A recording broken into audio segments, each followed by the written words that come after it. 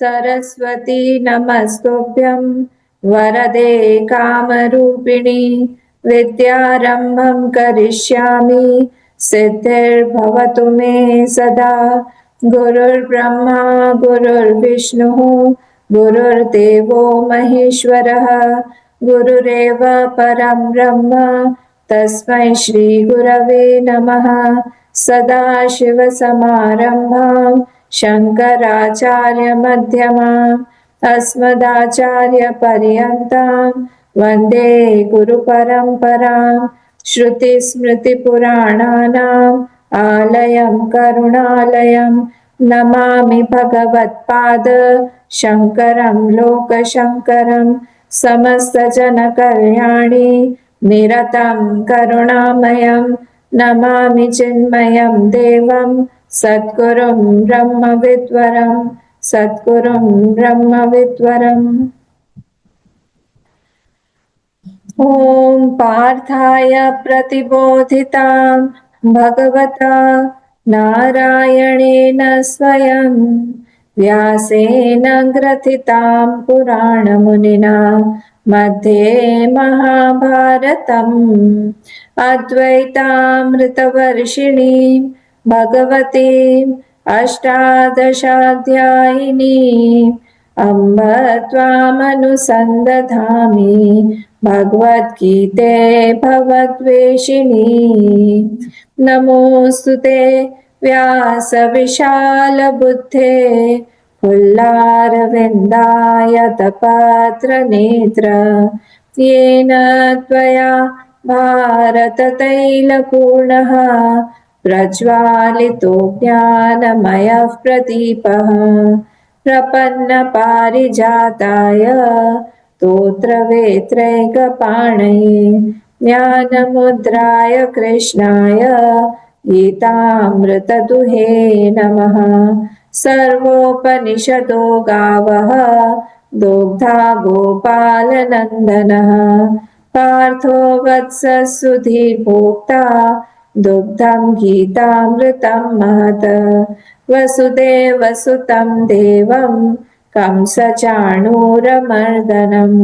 देवकी परमानन्दं कृष्णं वन्दे जगद्गुरुं कृष्णं वन्दे जगद्गुरुम्। श्रीभगवानुवाच प्रवृत्तिं च निवृत्तिं च जना न विदुरासुराः न शौचं नापि चाचारः न सत्यं तेषु विद्यते। प्रवृत्तिं च निवृत्तिं च जना न विदुरासुराः न शौचं नापि चाचारः न सत्यं तेषु विद्यते। बहुत सिंपल सा है। प्रवृत्तिं च निवृत्तिं च जना न विदुरासुराः न शौचम नापि चाचारः। अभी जो चाचारः रो है ये हमारा हो जाएगा चाचारः। क्यों हो जाएगा? क्योंकि वहां पर विसर्ग जो है ये ओ बन गया है। तो जब हम लोग इसको तोड़ेंगे तो यहाँ से विसर्ग जो ये हट जाएगा। ठीक है, तो न शौचम नापि चाचारः न सत्यम तेषु विद्यते। मैं बोलूं अम्मा? हाँ बोलो हिरानी।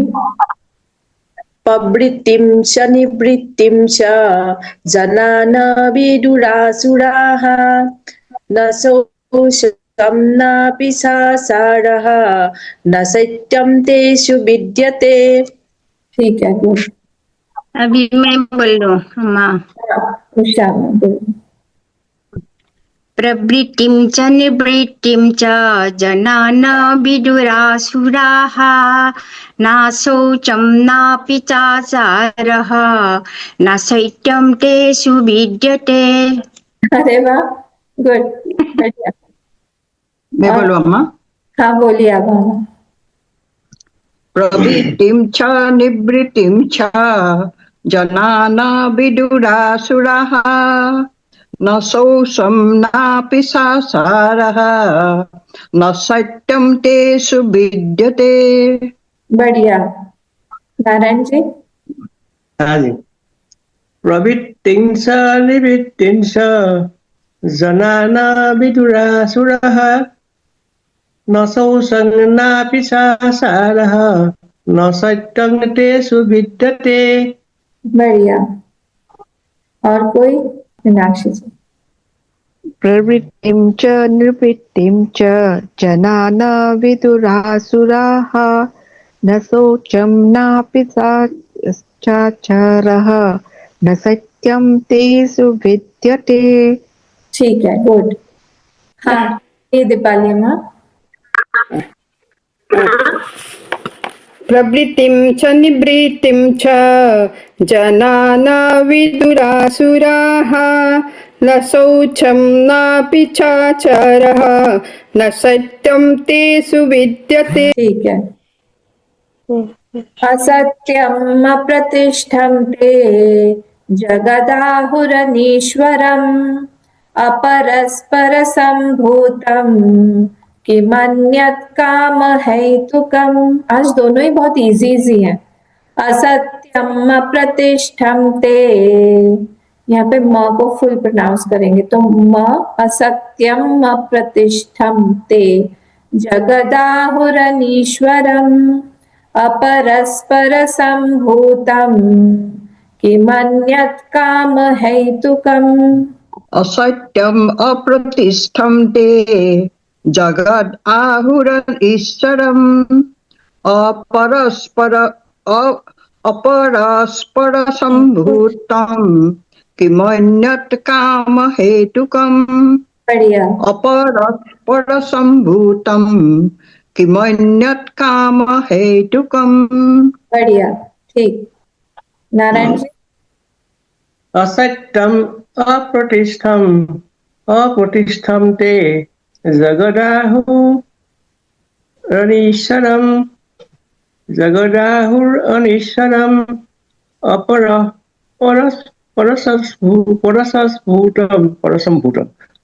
परसम्भूतम् किमन्यत् कामहेतुकम्। बढ़िया, ठीक है। अपरस्पर संभूतम किमन्यत् काम हेतु। और कोई? मैं बोलूं अम्मू? हाँ सुतपा।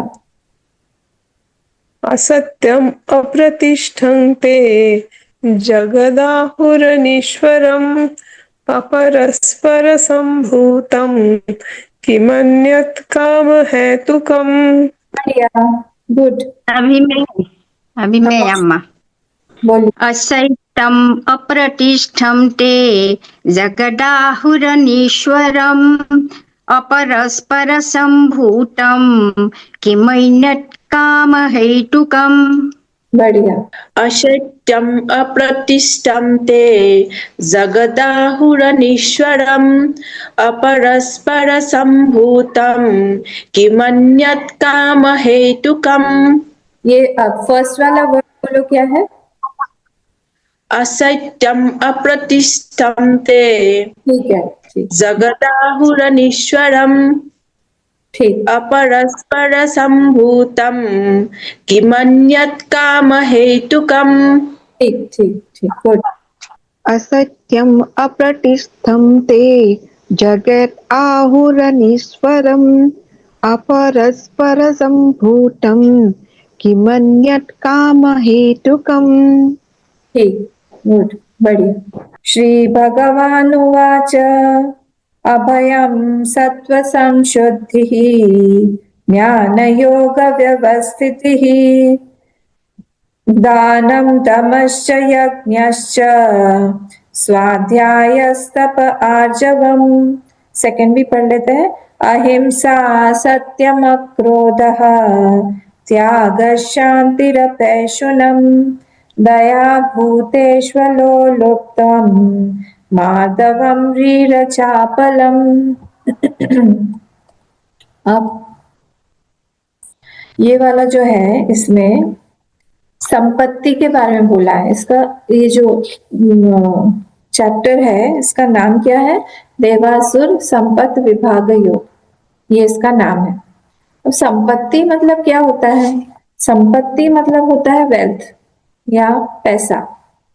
तो ये कौन सा पैसा है, कैसा पैसा है? पहले हम समझे कि पैसा होता क्या है। वेल्थ हम किसको बोलते हैं?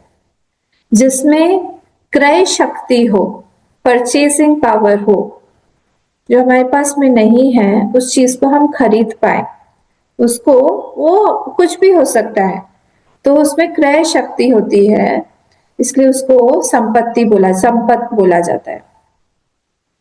तो अगर हमारे पास में बाहरी संपत्ति मतलब मनी है, पैसा है, तो हम लोग कुछ भी परचेज कर सकते हैं, कुछ भी मतलब बाहरी फिजिकल। तो उसमें क्या होता है, हम कंफर्टेबल लाइफ एक लीड कर सकते हैं, हमको जितनी भी लग्जरीज चाहिए वो हमारे पास आ जाती हैं, है ना। तो हम जो है अच्छा एक लाइफस्टाइल लीड कर सकते हैं, बाहर में लग्जरीज हो सकती हैं। सपोज हम लोगों को कहीं जाना है तो हमारे पास में जितना पैसा होगा उस हिसाब से हमारा ट्रैवल और जर्नी हम लोग सुनिश्चित करेंगे। किस तरह से हमारे पास में कितना पैसा है उस हिसाब से ही हम खर्चा कर पाते हैं।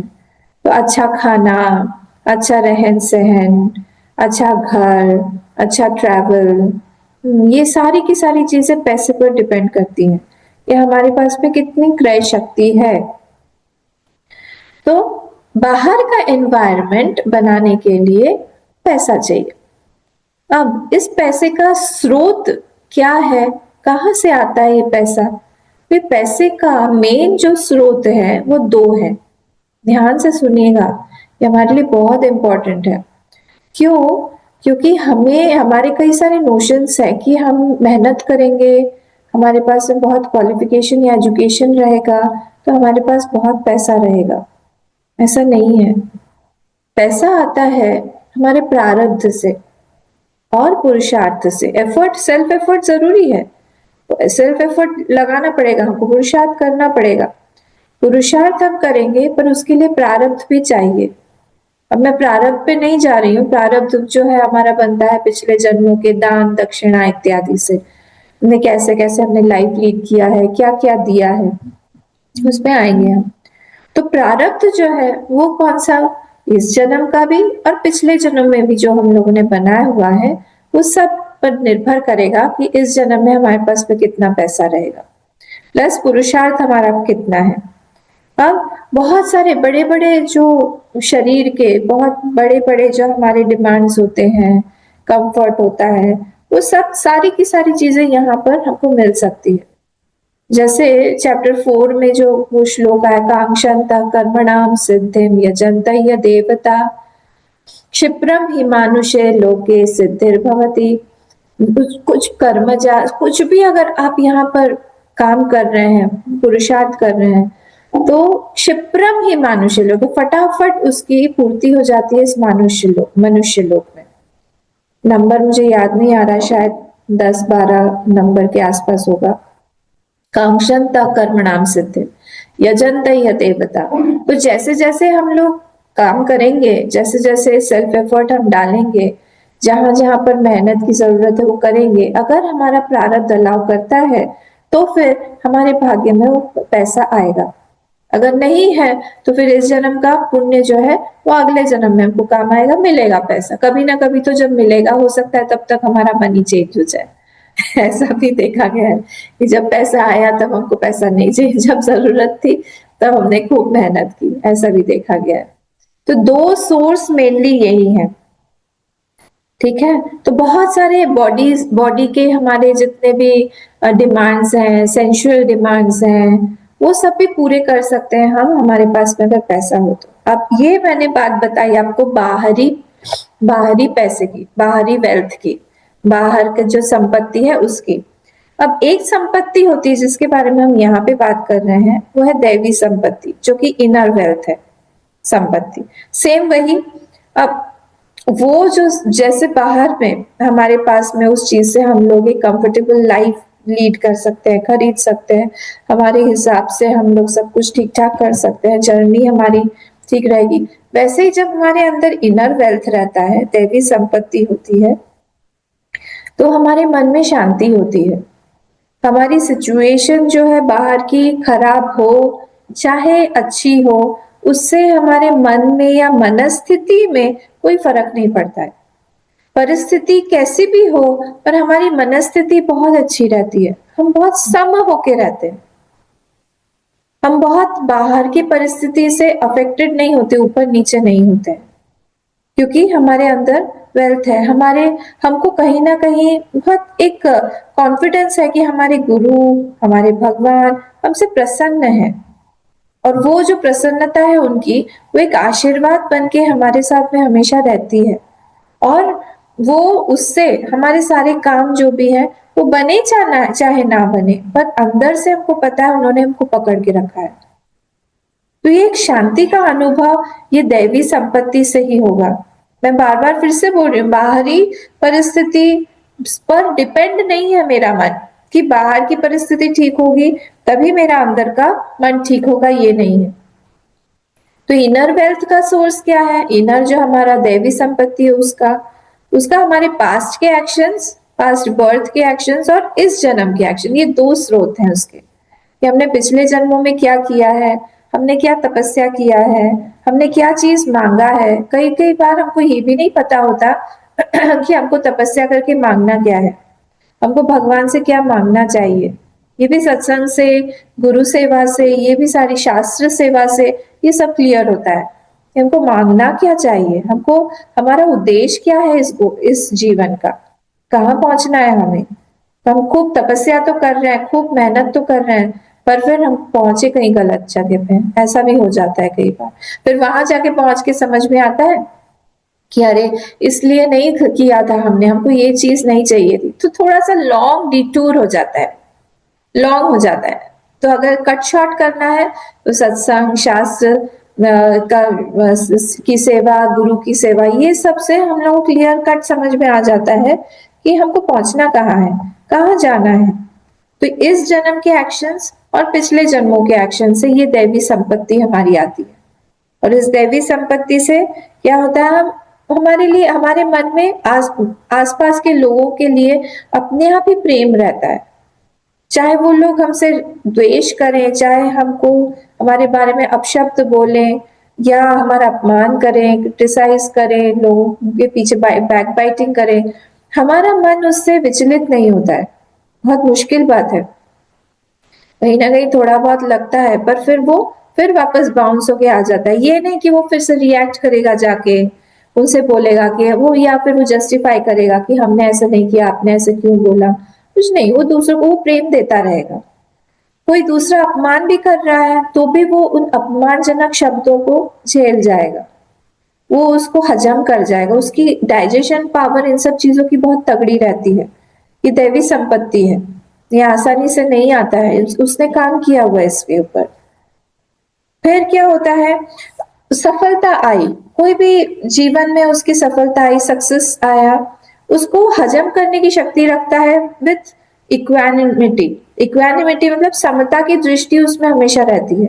वो अपने ग्रास रूट जो जगह थी उसको भूलता नहीं है कभी भी, कि मैं उठा कहाँ से हूँ, मुझे वो याद है हमेशा, वहां से मैं उठा हुआ हूँ। तो इसीलिए कोई भी अगर मुझे सक्सेस प्राप्त हुआ है, उसमें मेरे बड़ों का हाथ है, मेरे गुरुजनों का है, मेरे भगवान का है, मेरे माता पिता का है, मेरे टीचर्स का है, सब लोगों का, आसपास सोसाइटी का है, सबका शेयर देके फिर जो कुछ बचता है वो मेरा है। तो मेरे पास में जो भी आएगा वो तो बहुत ही कम है ही नहीं कुछ भी। ऐसे वो देख के हमेशा समभावना में ही रहता है कि नहीं, मुझे समता में ही रहना है, मुझे चाहे जो भी कुछ मिला हुआ है, मुझे बहुत बड़ी बड़ी चीज मिली हुई है, वो सब भगवत कृपा से ही है, मेरा अपना कुछ भी नहीं है यहाँ पर। ये दैवी संपत्ति बहुत बड़ी क्वालिटी होती है, और नेचुरली जिसके पास में ये सारी क्वालिटीज है उसके पास अपने आप ये सारे गुण आते जाएंगे, आते जाएंगे, आते जाएंगे। जैसे जब दशरथ जी वशिष्ठ मुनि के पास में गए उनको प्रणाम करने के लिए, जब बताना चाह रहे थे कि राम जी का अभिषेक करना है, तब जब प्रणाम किया उन्होंने, तब वो खुश होकर उन्होंने यही उनसे कहा और आशीर्वाद दिया कि जैसे बिना मांगे ही समुद्र के अंदर सारी की सारी नदियां प्रवाहित होती रहती हैं, वैसे ही एक सद्गुणी के पास में वो चाहता नहीं, चाहकर भी उसके पास में अपने आप सारे तरफ से सद्गुण आ जाते हैं। एक कोई अच्छी क्वालिटी उसके अंदर हो तो बाकी की भी क्वालिटीज उसमें आनी शुरू हो जाते हैं। वैसे ही यहाँ पर भी है कि हम लोग कोई भी जो भी कुछ हमको मिल रहा है आसपास से, उससे वो बहुत ज्यादा प्रभावित नहीं होता, समता की दृष्टि मेंटेन करके रखता है।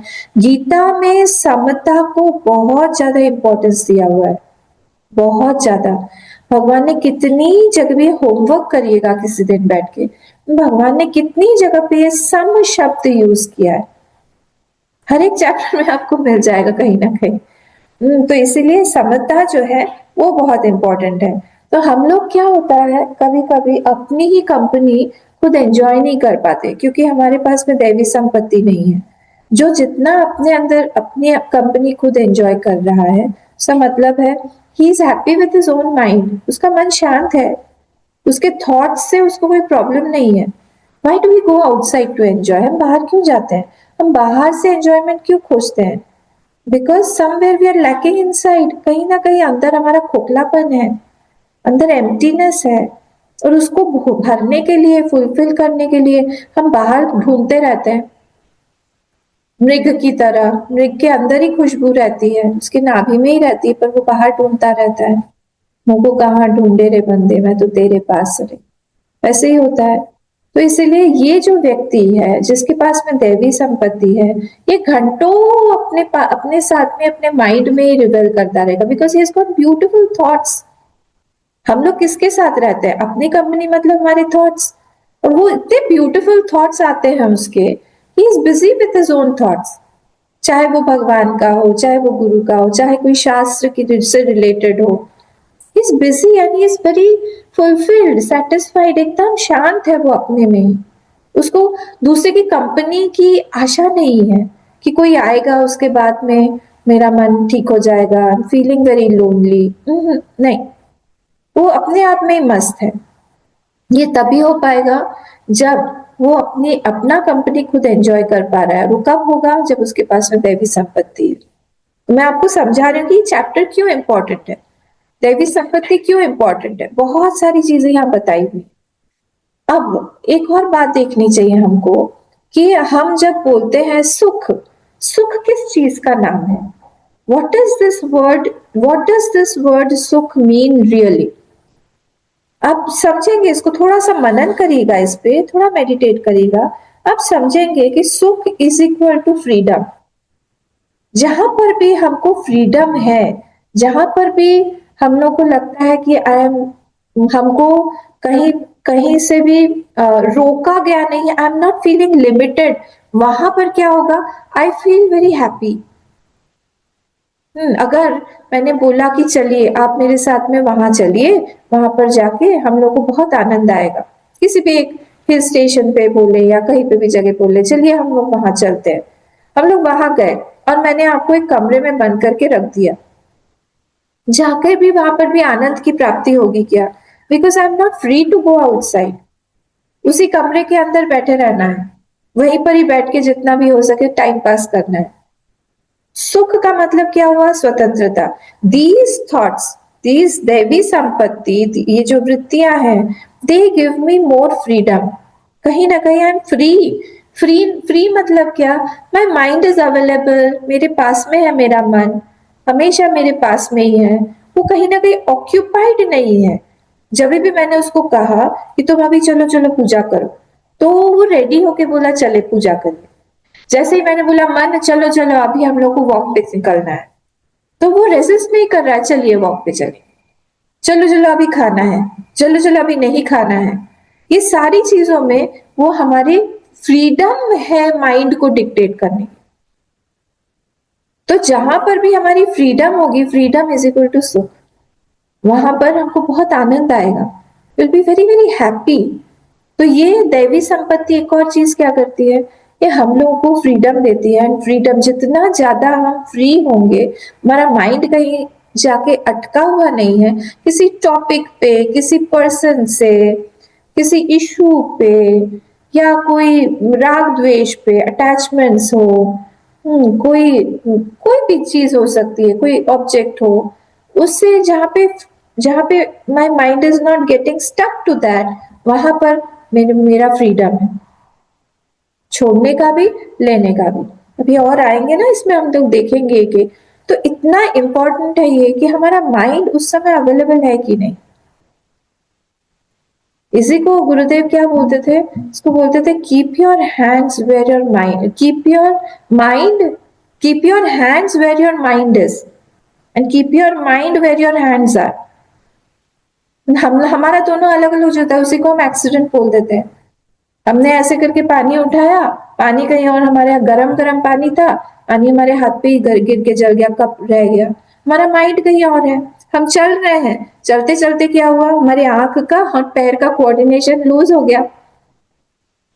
दोनों ही जो है अग्नि तत्व के ही है, एक राजसिक एक सात्विक एलिमेंट से बना हुआ है। दोनों का कोऑर्डिनेशन जैसे ही गड़बड़ होगा, वी विल फॉल डाउन, हम गिरेंगे। तो इसलिए सारे के सारे कोऑर्डिनेशन में काम कब करेंगे, when they are available. Available कब होगा, when they are not occupied somewhere else. उसका बहुत जरूरी है कि हम देखते रहें कि ये सारी चीजें, ये हमारा जो मन है हमारे हाथ में है कि नहीं। जितना अवेलेबल रहेगा उतना ज्यादा हमारे सुख में बढ़ोतरी होती रहेगी। All luxuries enjoying more freedom होगी। मैं तो यही समझती हूँ। लग्जरी क्या है, हम बोलेंगे कि हमारे पास बहुत फ्रीडम है, उसी को हम लग्जरी बोलेंगे।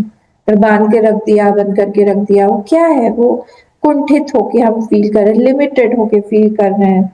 वो सारी चीजें वो हमको स्वतंत्रता नहीं देंगी तो हमारे सुख में भी वो नहीं हो। अभी मैं गई थी जब कैलाश, इतने बढ़िया रोड्स, हम लोग जा रहे थे तिब्बत से, वहां से इतनी बढ़िया गाड़ी, बढ़िया एकदम बिल्कुल लग्जरी बसेस, और गाड़ी तो ऐसी स्मूथली ऐसे चल रही थी क्योंकि रोड्स बहुत अच्छे बने हुए हैं। जो भी हो, उन्होंने अपने आर्मी के लिए बनाया हुआ है, पर फिर भी रोड्स बहुत अच्छे हैं।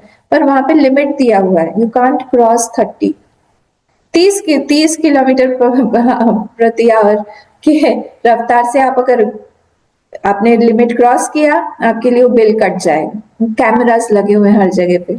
हमें फ्रीडम नहीं है, नो फ्रीडम। आपके पास में है, सारी चीजें हैं, but you have to use them as per their rules and regulations.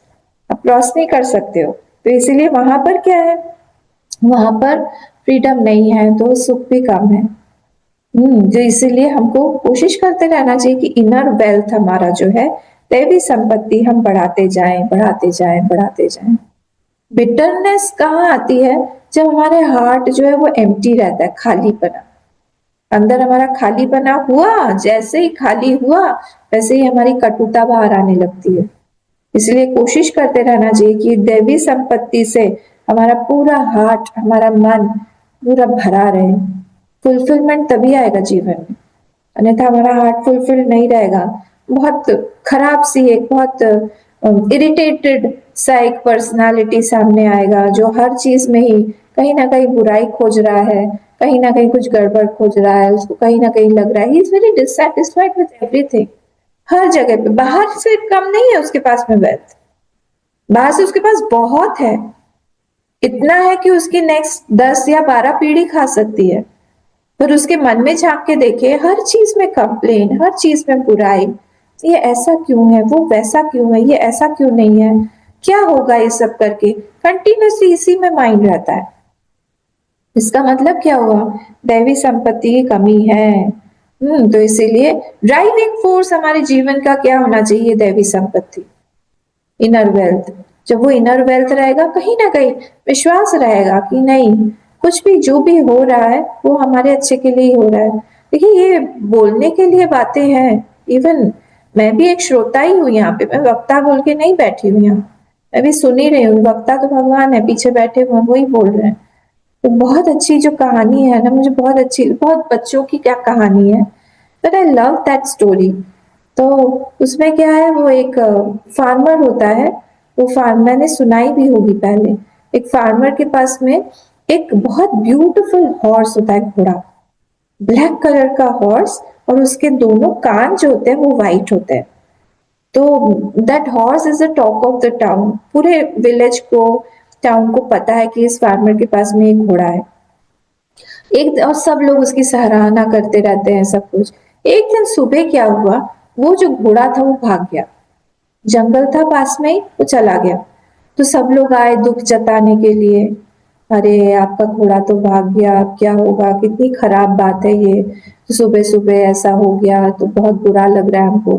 Farmer was very relaxed, काम, कंपोज्ड। उसने कहा कि देखिए भाई, ऐसी कोई बात नहीं, जो भी होता है वो अच्छे के लिए ही होता है, डायरेक्ट अच्छे के लिए होता है। बोला अच्छा, इसमें क्या अच्छा, वो चला गया सब, तो बोला देखते हैं, पता नहीं जो भी होगा।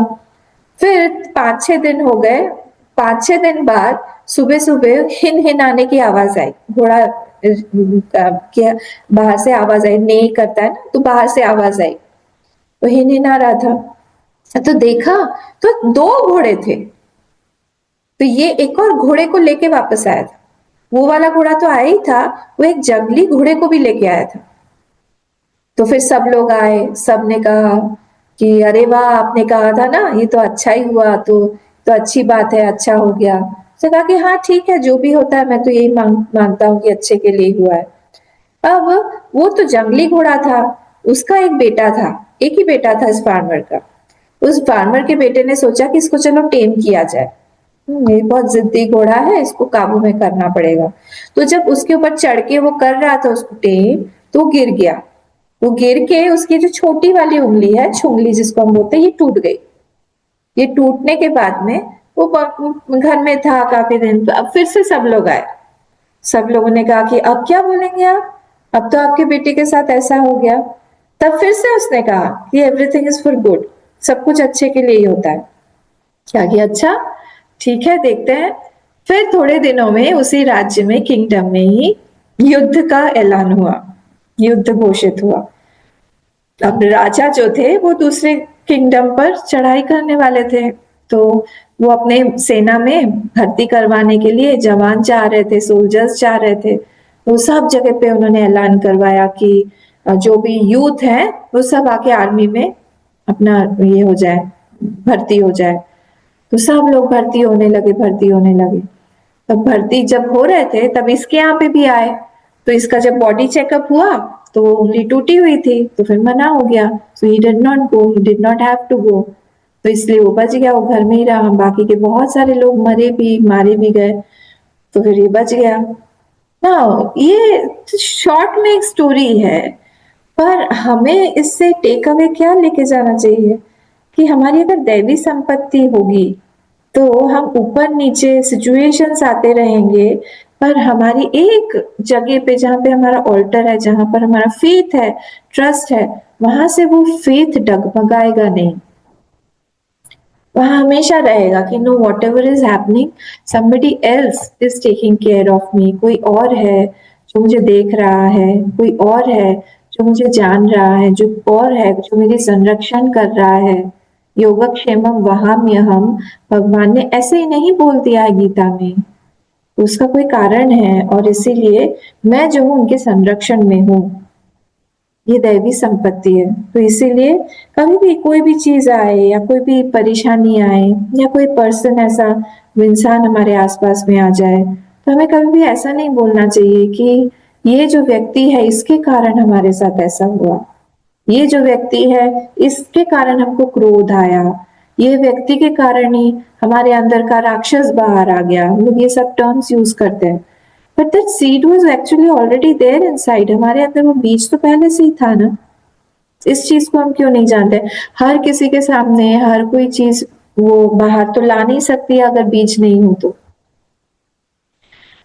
अगर कोई अगर मुझे बोले कि चलिए चलिए चलिए हम लोग चाय पियेंगे, मेरे अंदर नहीं है वो बीज चाय का, मुझे नहीं पसंद है, तो कोई भी पिलाए, कोई भी कहीं पे भी ले जाए, वो ड्रिंक। तो वैसे ही यहाँ पर अगर हमें गुस्सा आ रहा है, किसी चीज पर आ रहा है, इसका मतलब क्या है? द बीज, the seed was already there. तो हमें ये बोलना चाहिए कि that person brought out that seed. वो जो व्यक्ति है उसने मेरी वृत्ति को बाहर लाने में मेरी मदद की, और अच्छा हुआ क्योंकि मैं जान गई कि वो वृत्ति मेरे अंदर ऑलरेडी थी। तो अब मैं उस पर काम करूंगी। यही दैवी संपत्ति होती है। दैवी संपत्ति हमें हर एक स्टेप पर काम आती है, पुण्य जनरेट करती है, आशीर्वाद लाती है, हमारा मन शांत रहता है, हमारी परिस्थिति ठीक रहती है, भगवान बहुत प्रसन्न रहते हैं। और क्या चाहिए? बाकी तो सब चीज आनी जानी है, आती जाती रहेगी, बाकी तो और कुछ चाहिए नहीं हमें। ठीक है, तो इसीलिए हम किसी का भी क्रिटिसिज्म सुन के भी, आलोचना हमारी सुन रहे हैं हम, शांत रहिए, प्रैक्टिस करना पड़ता है। यही मैंने बोला कि इस जन्म में या फिर पिछले जन्म में मेहनत की हुई है उसने, उसका सोर्स ही यही है दैवी संपत्ति का, तप किया हुआ है।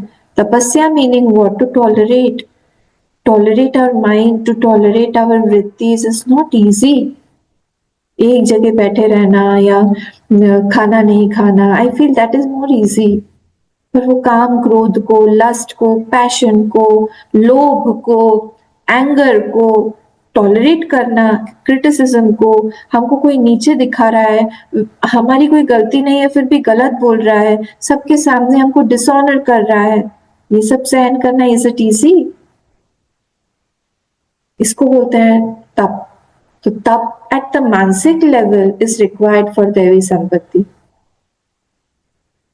ठीक है, तो इसीलिए हम लोग जो है आगे बढ़ते हैं। हम लोगों ने अभयम सत्व संशुद्धि देख लिया था, योग ज्ञान योग व्यवस्थिति देखा था, दानम तमश्च यज्ञश्च स्वाध्यायस्तप आर्जवम ये भी देख लिया था, अहिंसा भी देख लिया था, है ना। अब हम लोग देखते हैं अक्रोध। अहिंसा, हाँ अहिंसा हमने देखा था, है ना। अहिंसा किसको बोला, थोड़ा सा टच करके आगे बढ़ते हैं। अहिंसा किसको बोला गया है? ये अहिंसा जो है माइंड में कठोरता ना लाना। अगर हमारे मन में कहीं पे भी कठोरता है, कठोरता मतलब हार्डनेस है, इनसेंसिटिविटी है towards people, towards any other situation और बीइंग, तो क्या होगा? दैट विल रिबाउंड, वो वापस आएगी हमारे हम तक ही। तो इसीलिए यहाँ पर देखना चाहिए कि किसी भी तरह I should not be the cause of hurt, मैं किसी का भी दुख का कारण ना बनूं। कोशिश करना चाहिए, हम तो कोशिश ही कर सकते हैं। फिर हमने भगवान राम का भी एग्जाम्पल लिया था, वहां पर बहुत सारी चीजें ऐसे हमने देखी थी। ठीक है, अब नेक्स्ट वाला जो है सत्यम, उस पे आते हैं। सत्यम, सत्यम यहाँ पर this is at the verbal level, ये स्पीच के लेवल पर है, वाक लेवल पर है, हम जो बोलते हैं उसको यहाँ पे सत्यम बोला गया है। तो कब हम असत्य बोलते हैं? इसका नेगेटिव उल्टा देखते हैं, हर चीज का हम उल्टा देखेंगे। उस असत कब बोलते हैं हम? असत तब बोलते हैं जब कहीं ना कहीं there is a fear in our mind, कोई भय है। किस चीज का भय? यार बी लुक डाउन अपॉन, मुझे कम करके आंका जाएगा, मेरे ऑनर में कम हो जाएगा, या मेरी कोई इच्छा पूर्ण रह जाएगी, इच्छा को पूरी नहीं करेंगे, या मैं कुछ छुपाना चाह रही हूँ। तो 3-4 रीजंस हैं। क्या क्या है फिर से? कि मुझे, मैं इतनी बड़ी हूं पर मुझे इतना छोटा करके देखा जा रहा है। दूसरा क्या है? कि मैं कुछ छुपाने की कोशिश कर रही हूँ। तीसरा क्या है? मेरी कोई इच्छा है, पर अगर मैंने सत्य बोल दिया, वो इच्छा जो है मेरी हो सकता है पूर्ण ना हो। मे बी कुछ भी, मतलब हो सकता है क्या, maybe I am not eligible for it, या सामने वाला सोचता है I am not eligible for it, मैं वहां नहीं जा रही हूँ। पर असत्य बोलने का ये 3-4 कारण है, ये हम असत्य बोलते हैं। देखिए, सत्य जब बोला जाता है तब एक कहीं ना कहीं बहुत एक पावर हमारे अंदर आने लगती है। वसुदेव जी का एग्जाम्पल दीजिए। वसुदेव जी इतना सत्यवादी थे, इतना ही लोग सत्य बोलते थे। आजकल तो खैर बहुत मुश्किल है, पर जब कंस ने आकाशवाणी सुनी कि हे कंस, तुम जिसका रथ हाँक के लेके जा रहे हो, उसी देवकी के अष्टम गर्भ से तुम्हारी मृत्यु होने वाली है। जैसे ही उसने सुना ये, तो नीचे कूदा, आपको स्टोरी पता ही है, और कूद के डायरेक्टली देवकी को पकड़ा, देवकी के बाल घसीटते हुए उसको मारने के लिए आया था। और उनका विवाह हो रहा था, तो न्यूली वेड है, जस्ट न्यूली वेड, अभी तो घर भी नहीं पहुंचे हैं।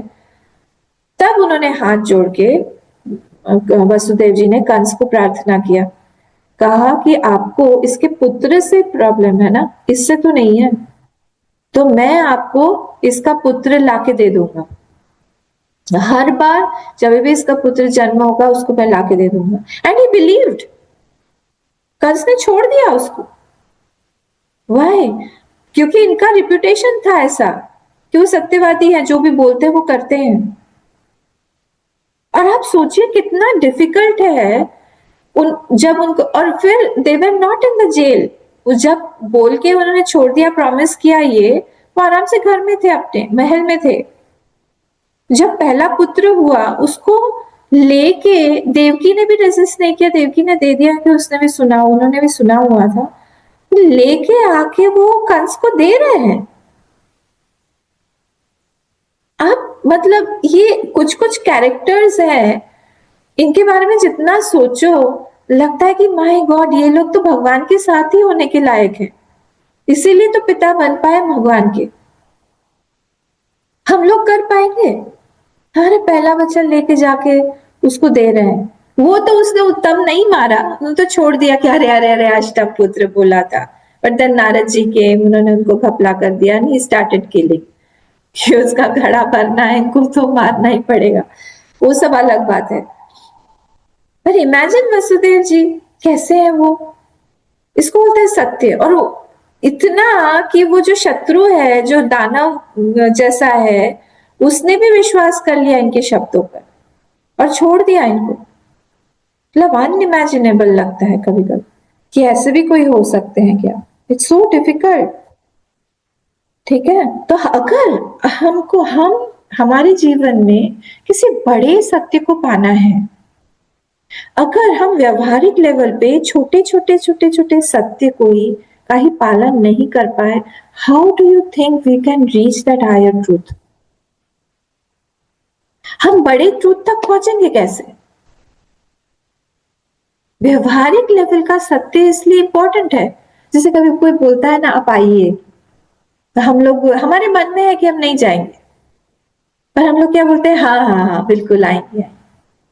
तो असत्य हो गया ना। हम बोल सकते हैं, इससे क्या होता है, हमने जो पावर जब तब से हमने इकट्ठा किया इतना मुश्किल से, वो स्खलित हो जाता है, वो चला गया।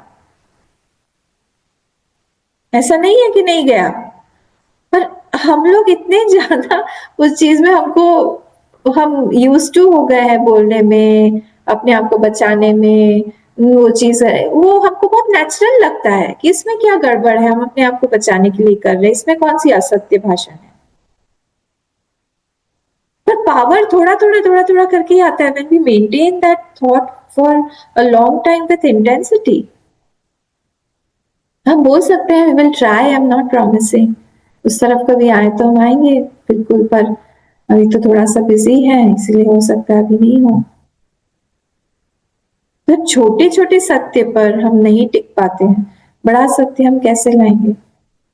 मैं ये नहीं बोल रही हूँ कि अपने ऊपर बिल्कुल सेव करना है अपने आप को, कोई पीछे पड़ा हुआ है तो हमने कुछ झूठ बोल दिया, वो वाली बात नहीं है। जहां पर जरूरत नहीं है बोलने की, वहां पर भी हम बहुत कैजुअली लेते हैं उस चीज को। असत्य बहुत कैजुअल हो गया है हमारे लिए, बहुत कैजुअल। ये गड़बड़ बात है यहाँ पर। ठीक है, तो इसीलिए इस पे हमको ध्यान देना चाहिए। नेक्स्ट वर्ड क्या है? अक्रोध। अक्रोध। अब अक्रोध मतलब क्या? अक्रोध मतलब कि जब, to quieten your anger when the others are criticising you, abusing you, कोई बहुत हार्श वर्ड्स बोल रहा है, आपको डिसऑनर कर रहा है, उस समय में भी यू मेंटेन योर काम।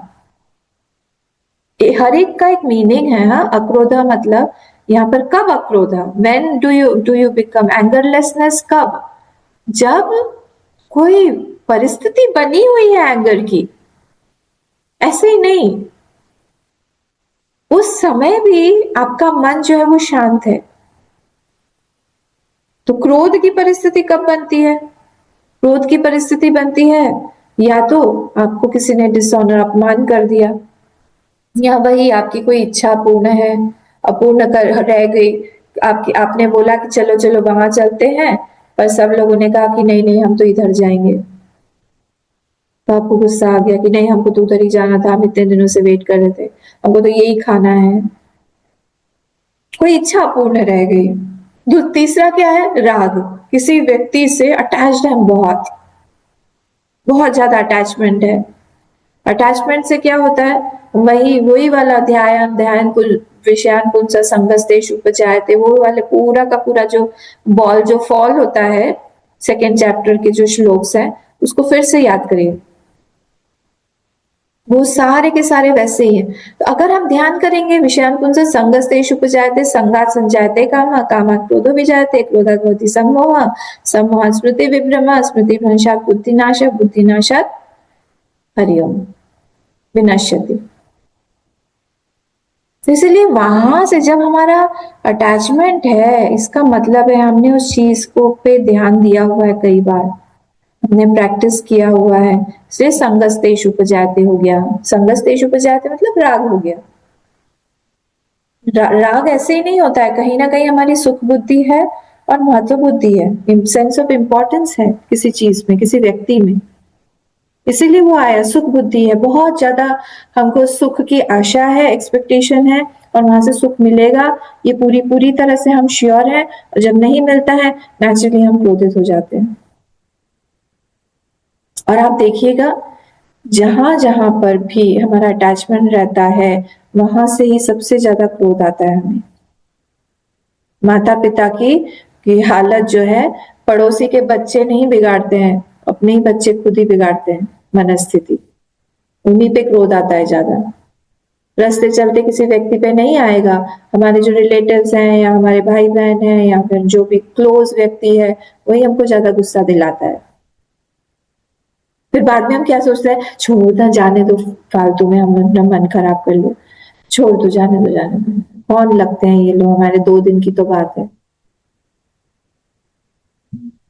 यही अगर हम शुरू से ही सोच के रहे,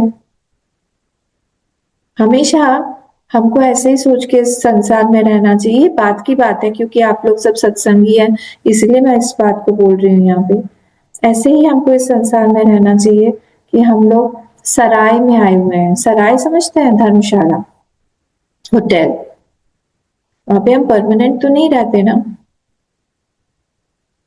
कोई हमारा रूम पार्टनर बन गया है किसी दिन के लिए, कुछ दिन के लिए, दैट्स इट। हमको यहाँ पे भगवान ने अपना काम करने के लिए भेजा है।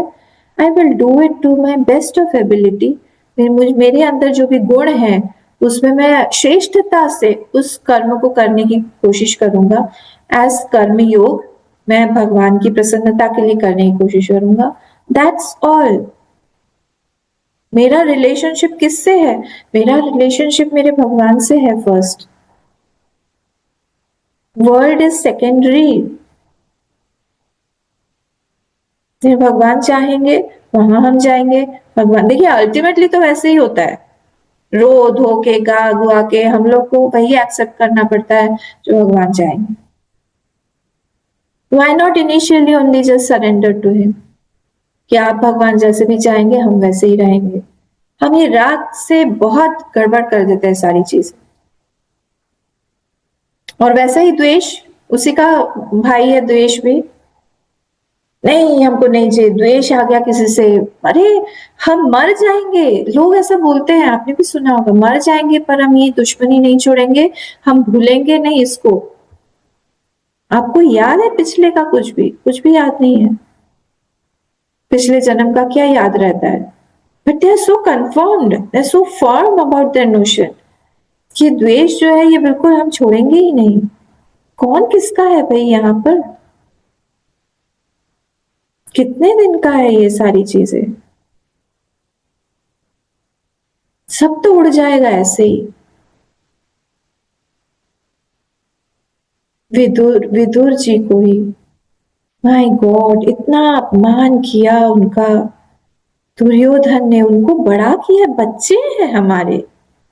कर्ण कितना छोटा है विदुर जी से।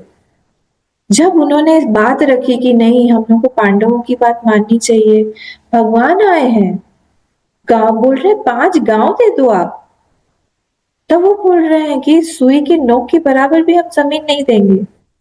और तब विदुर जी का अपमान किया भरी सभा में कि ये तो मेड के पुत्र हैं, दासी पुत्र हैं हमारे, और शायद डॉग वगैरह भी वर्ड यूज किया उनके लिए, कि हमारे टुकड़ों पे पलते हैं और आज हमारे ही अगेंस्ट में बोल रहे हैं।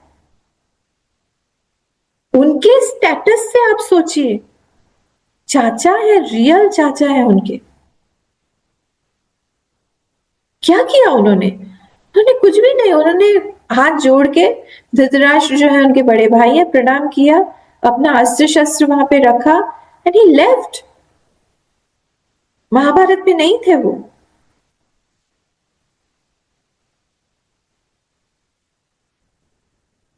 वैसे ही आप ध्रुव जी को देखिए।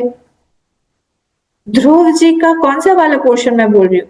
ध्रुव जी को बाद में, जब he had a cousin brother, आपको पता ही है, उत्तम नाम था उसका, उसी के कारण तो ये सब झगड़ा हुआ था ना, माँ की गोद में बैठने नहीं दिया इत्यादि, फिर उनको भगवान के दर्शन हुए। अब मैं बात की बात बोल रही हूँ, when he became the king. अब ये सारे किसी के जितने ये यक्षों ने मिलके वो उत्तम को मार डाला। जब उत्तम मर गए तब ध्रुव को इतना क्रोध आया, नेचुरली हैड द पावर, वो गए और सारे के सारे यक्षों को मारने लगे। कितनों को मार डाला उन्होंने।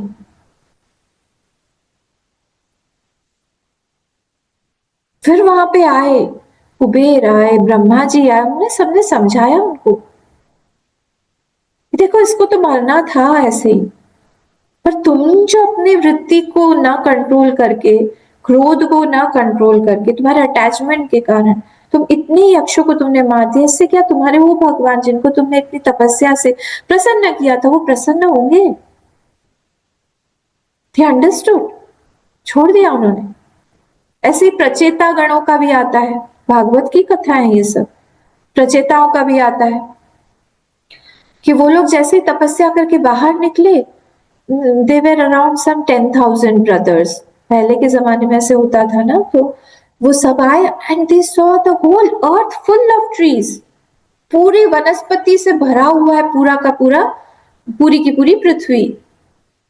और इतने नाराज हो गए पेड़ों से ही नाराज हो गए कि पूरे पृथ्वी को इस तरह से जंगल बना दिया है, कहीं रहने की जगह नहीं है, सब उठा के जलाने लगे। चंद्रमा आए और चंद्रमा ने आके उन लोगों को कूल डाउन किया कि तुम ठंडे हो थोड़ा, ये क्या कर रहे हो। फिर अपना वो एक उनकी बेटी है प्रमलोचा, अप्सरा को दिया, फिर इस तरह से उनके साथ में। तो हर जगह पे जहां पर भी क्रोध आ रहा है, हमको ये 3-4 चीजें देखनी चाहिए कि what is the source of my anger and where will it lead to, ये कहाँ पे पहुंचाएगा मुझे, कहाँ ले जाएगा, इज इट वर्थ, मेरा पाप करवा रहा है, मेरा जो अभी आज की दिनचर्या है वो पूरा गड़बड़ हो गया, आई am not available for other things. एक बार गुस्सा करके देखिए, वो दिन भर वही चल रहा है, कई बार तो दिनों तक वो रहता है मन में कि, और फिर बाद में गिल्ट फीलिंग आता है, बाद में होता है। कभी कभी गिल्ट नहीं आएगा तो लगेगा कि हाँ अच्छा किया हमने, द थॉट इज देयर। हमारा मेन यही काम है कि हम अपने मन को भगवान के लिए बना के रखें, सुंदर, काम, कूल, शांत। भगवान शांत जगह पे आते हैं। मैंने जीवन में मैंने शायद एक ही विवाह अटेंड किया है, एक ही, तो उसमें मैं देख रही थी पूजा वगैरह जब हो रहा था उसमें कि देवताओं को, पितरों को, सबको बुलाया, और जब पूजा वगैरह सब हो गया उसके बाद जब उनको विदा करना था तो पंडित जी ने सिर्फ एक चम्मच और एक कटोरा कुछ तो उठाया और ठन ठन किया। तो मैंने उनसे पूछा ये क्यों किया आपने? ने कहा कि वो इतनी सी भी आवाज बर्दाश्त नहीं कर सकते, वो चले जाते हैं। उनका माहौल, उनका सब कुछ इतना क्वाइट है। भगवान सोचिए, मैं तो देवताओं और पितरों की बात कर रही हूं, how much quietness, how much equanimity, sensitivity, love he requires to come in our heart. और हमने क्या ज्वलंत बना के रखा है अपने हृदय को, ज्वालामुखी फट रहे हैं। कैसे आएंगे भगवान? प्रेम करने के लिए, भक्ति करने के लिए, शरणागति लाने के लिए we have to be very very sensitive, soft, उनकी बात ही नहीं सुनाई देगी। क्यों नहीं सुनाई देती है हमें बात? क्योंकि दूसरी आवाज इतनी है, सिमेंटिक नॉइज जिसको बोलते हैं, इतना क्योस है, हमारे मन के अंदर की बात कर रही हूं। हम भगवान को प्रेम कैसे करें? इसलिए कूल कूल जगह पे, ठंडी ठंडी जगह पे क्षीर सागर में बैठे रहते। उनका बेड भी एकदम, स्नेक की बॉडी तो बहुत ठंडा होता है ना, ठंडी जगह पे मिल्की ओशन में वो बैठे हुए हैं शांति से। लक्ष्मी माँ भी शांति से बैठी हुई, सुंदर एकदम पैर दबा रही। Why will he come in our hearts? इतना क्रोध से हमने बना के रखा है। से इसके लिए छांदोग्य और दूसरे दूसरे उपनिषदों में संकल्प उपासना बोला है करने के लिए। जो भी नेगेटिविटी हमको हटानी है, मैंने इसको पहले भी बोला हुआ है, एक डायरी होनी चाहिए हमारी, उसमें संकल्प लिखें। I won't get angry, O Prabhu I won't get angry, I will try to remove my anger, जो भी है 10 times 15 times, जो भी वृत्ति, क्योंकि see this is our अध्यात्म, spirituality is a personal thing। आध्यात्मिक जो बोलते हैं ना, अधिआत्मा अपने लिए है, इंडिविजुअलिस्टिक है। तो हमको हमारा ही जज बन के इंट्रोस्पेक्शन करना पड़ेगा कि विच वृत्ति is coming between my progress on my path of evolution. हमारे यहाँ पे सबकी इंडिविजुअल जर्नीज है, इसमें कोई किसी के साथ न जाएगा, न था, न रहेगा, न आगे रहेगा, न पीछे था। हम सबकी इंडिविजुअल जर्नीज है। ओनली कॉमन थिंग इज भगवान। भगवान हमारे साथ पहले भी थे, अभी भी है, आगे भी रहेंगे। तो ये संकल्प उपासना करते रहिए।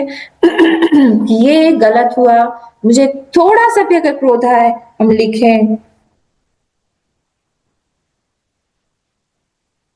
उड़िया बाबा जी बोलते थे, बहुत गुस्सा आए, बहुत गुस्सा आए तो भी रो लो, जाके भगवान के पास बैठ जाओ, कुछ भी करो पर प्रकट मत करो, शांत रहो।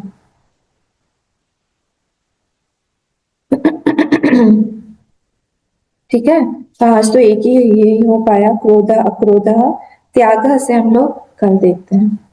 आज हमारा समय हो गया।